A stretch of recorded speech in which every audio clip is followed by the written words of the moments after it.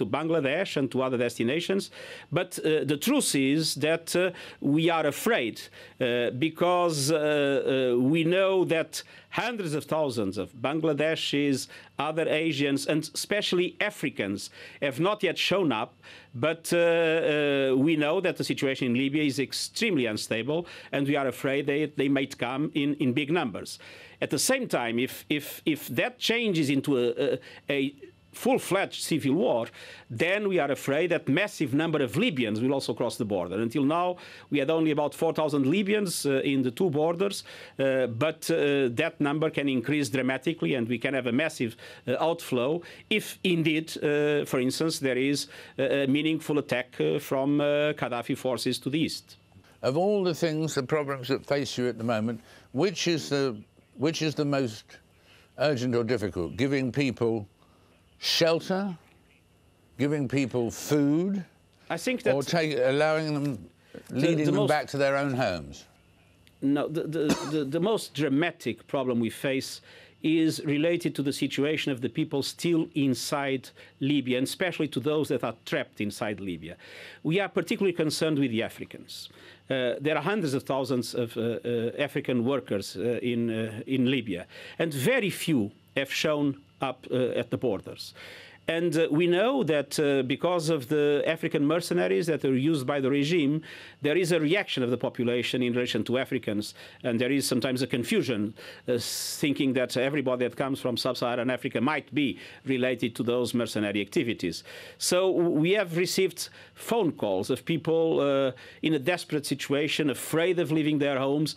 And it is the situation of these African communities inside Libya that now corresponds to our biggest concern. We know that several thousand of them are in Benghazi waiting for a possible evacuation. They have not been accepted, or at least some of the nationalities have not been accepted in the boats that several countries have sent to Benghazi to rescue their own nationals. And we appeal for a generous attitude, both of the neighboring countries, of the international community as a whole, in relation to the Africans that, as I said, correspond to the most vulnerable part of the international community living in Libya. And so in this particular situation, you said a few days ago, but it's still true, is it, that thousands of lives are still at risk? I believe that thousands of lives, hundreds of thousands of lives are at risk. And I believe that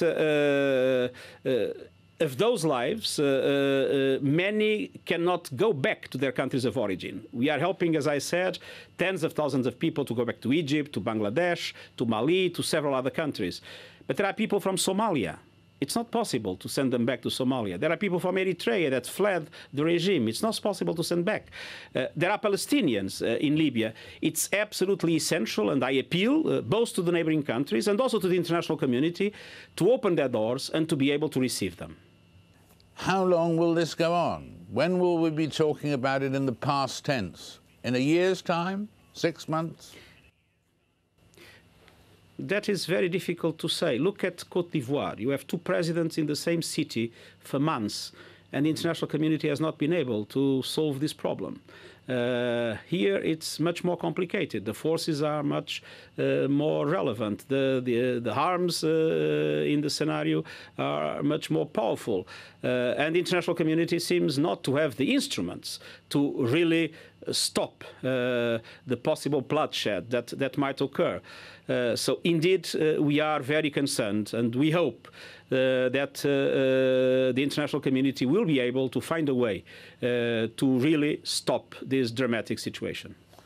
Antonio Guterres, thank you very much indeed for being with us. It's a pleasure. Thank you very much indeed. And that, alas, is it for this programme. My thanks to all of our guests. Do join me again for the next Frost Over the World. Until then, goodbye for now, and thanks again to Antonio and all the guests.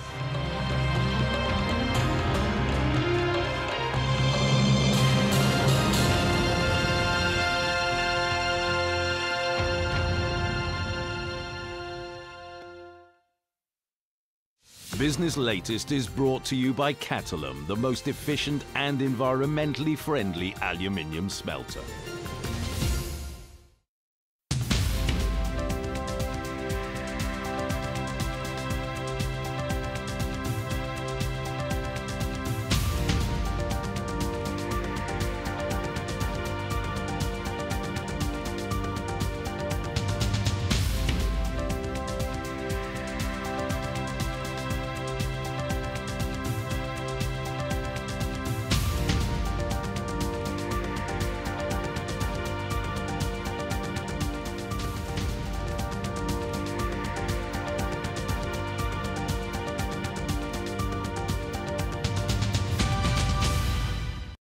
Business Latest is brought to you by Catalum, the most efficient and environmentally friendly aluminium smelter.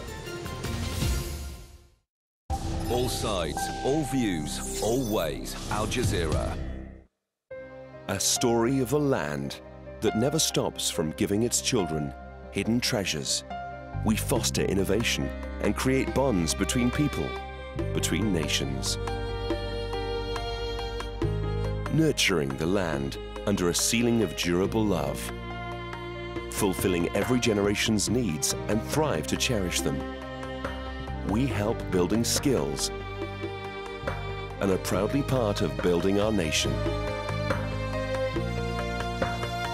From the mysteries of the desert to the wide open seas, with never-ending stories to be told, creating bonds of life and preserving it. Capco, in just about everything. We do accept that there was very bad mistakes made in our banking area. Behind the headlines most South Koreans are not interested in reunification. is the inside story, at this time on Al Jazeera.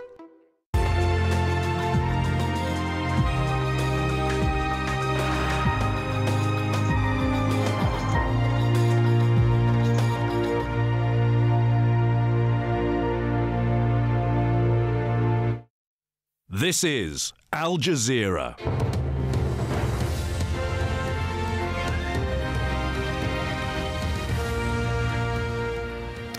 Welcome to the News Hour, live from Doha. I'm Anand Naidu. From Al Jazeera news centres in Doha, London and Washington, these are the main stories. An explosion outside the rebel-held town of Benghazi leaves 17 people dead.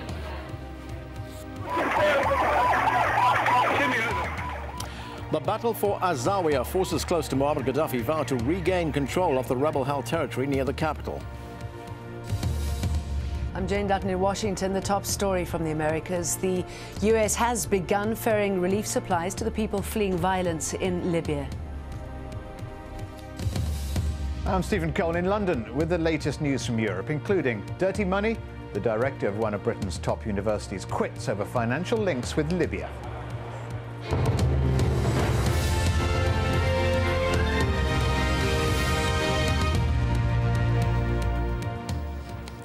Forces loyal to Muammar Gaddafi have bombed just outside Libya's second largest city. This latest news comes from rebels fighting the Libyan leader.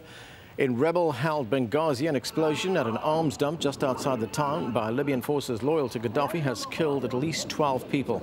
Benghazi is the biggest city in eastern Libya.